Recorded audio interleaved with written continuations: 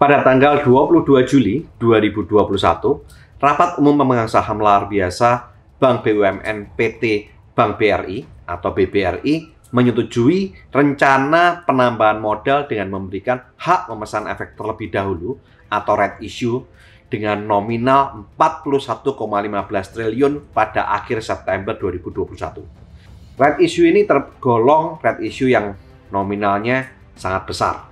Bukan hanya di Indonesia, tapi juga di Asia. Mengapa dan untuk apa BBRI melakukan right issue? Dan apa itu right issue atau hak memesan efek terlebih dahulu? Dan bagaimana mekanisme right issue tersebut? Dan apakah right issue itu merupakan ancaman atau peluang buat investor? Mari kita kupas di video yang kali ini.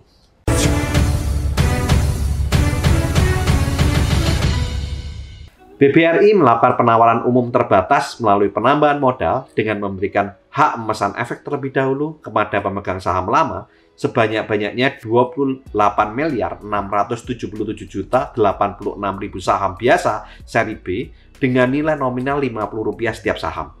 Pemerintah selaku pemegang saham pengendali BBRI dengan kepemilikan saat ini sebesar 56,75% akan mengambil bagian atas seluruh hak memesan efek terlebih dahulu yang menjadi haknya dengan melakukan in-bank atas saham milik pemerintah. Penyetoran modal pemerintah akan disetorkan dalam bentuk kepemilikan 6.249.999 saham seri B yang mewakili 99,99% dari seluruh modal ditempatkan dan disetor penuh oleh pemerintah dalam pegadaian, serta kepemilikan 3.799.999 saham seri B atau mewakili 99,99% dari seluruh pemodalan yang ditempatkan dan disetor penuh oleh pemerintah dalam Permodalan Nasional Madani atau PNM. Dan jika seluruh pemegang saham publik mengeksekusi haknya sesuai porsinya, maka perkiraan dana tunai yang akan diperoleh dari right issue ini bisa mencapai sekitar 41,15 triliun. Dana yang diperoleh perseroan akan digunakan sebagai modal kerja perseroan dalam rangka pengembangan ekosistem ultramikro serta bisnis mikro dan kecil. Apa sih right issue itu? Right issue adalah hak untuk memesan efek terlebih dahulu, yaitu aksi korporasi di mana emiten memberikan hak untuk membeli saham baru yang akan diterbitkan khususnya kepada pemegang saham lama.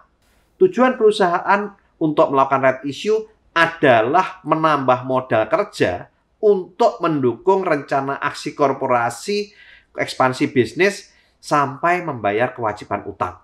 Right issue bisa dikatakan juga sebagai secondary public offering atau juga dikenal dengan IPO yang kedua.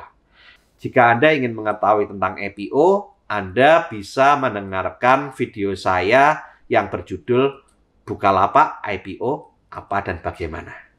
Perusahaan yang menerbitkan saham baru akan menerima suntikan modal tambahan dari saham yang dijual kepada publik yang digunakan untuk mengembangkan perusahaan dengan strategi yang sesuai dengan keadaan terkini.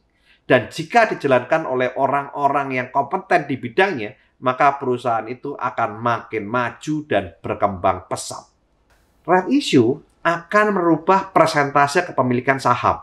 Jika investor membeli right lebih banyak dari hak yang dimiliki, maka persentase kepemilikannya akan bertambah.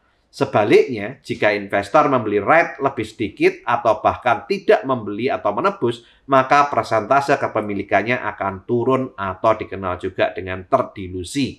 Bagi pemegang saham lama yang tidak berminat untuk menebus, Anda bisa menjual hak right dalam periode penawaran right issue yang diperdagangkan secara terpisah di Bursa Efek Indonesia. Biasanya saat right issue, sebuah emiten sudah memiliki standby buyer yang akan membeli hak right dari investor yang tidak menebus hak right tersebut. Investor harus memperhatikan periode right issue. Yang pertama, cum date, yaitu tanggal pencatatan kepemilikan investor yang berhak untuk mendapatkan right BBRI. Tanggal yang kedua adalah ex date, tanggal di mana investor sudah tidak bisa lagi mendapatkan hak right walaupun membeli saham BBRI. Bahkan investor yang menjual saham setelah ex date tetap berhak mendapatkan hak untuk menebus right saat tanggal penebusan.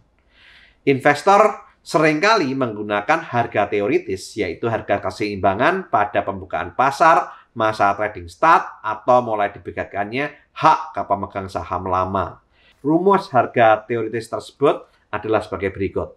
Rasio saham lama dikali harga closing cum date ditambah rasio saham HMETD dikali harga exercise. Dibagi dengan rasio saham lama ditambah dengan rasio saham baru. Sebelum membeli saham right issue, investor sebaiknya mempelajari prospektus dan isu lainnya.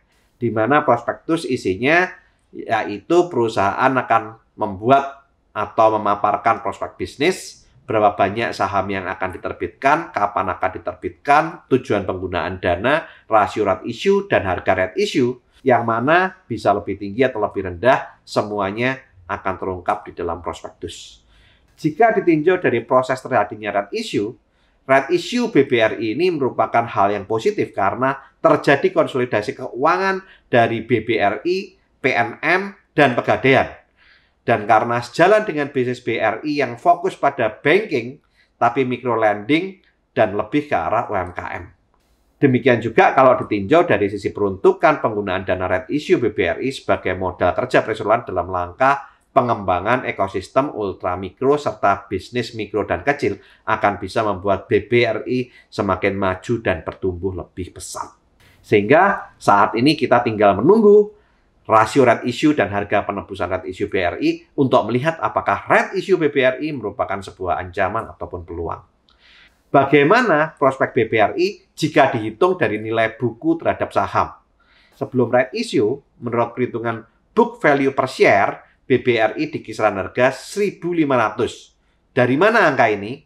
Angka ini diperoleh dari equity BBRI saat ini 191,6 triliun dibagi dengan jumlah saham saat ini yang beredar 123,3 miliar. Jika harga saham dalam 90 hari rata-rata Rp4.000, maka diperoleh price to book value 4.000 dibagi 1.500 sama dengan PVV 2,6 kali. Nanti setelah right issue, BVPS BBRI ada di kisaran sekitar harga 1.900. Angka ini diperoleh dari equity 291,6 triliun dengan asumsi ada penambahan 100 triliun dari dana right issue dibagi 151 miliar saham setelah penerbitan saham baru. Jika dibanding dengan harga saham saat ini rata-rata 4.000, maka diperoleh PBV 4.000 dibagi 1.900 sama dengan 2,1 kali. Jadi dengan PBV 2,1 kali itu lebih rendah dari harga sebelum right issue dan lebih rendah dari PBV BBRI antara Juli 2021 sampai Agustus 2021 yang bergerak di kisaran 3.800 yang mana PBV-nya adalah 2,37 kali. Dan juga lebih rendah dari harga PBV BBRI secara historical rata-rata yaitu sekitar 2,6 sampai 2,9 kali. Sehingga right issue ini bisa menjadi sebuah peluang bagi investor yang mau membeli saham BBRI sebelum right issue dan juga menebus right issue saham BBRI jika ditinjau dari perhitungan nilai buku terhadap saham atau PBV. Oke, semoga video ini bermanfaat buat Anda untuk mempertimbangkan apakah Anda mau membeli saham BBRI sebelum atau sudah right issue. Dan ini disclaimer on, saya tidak mengajak untuk Anda membeli atau melarang Anda membeli saham BBRI. Saya hanya membuat video ini sebagai pembelajaran dan bagaimana cara menghitungnya. Oke, lakukan terus saving, investing, protecting agar hidup Anda makin sip. Saya, Tony Hermawan Adikarya, sampai jumpa di puncak kemakmuran.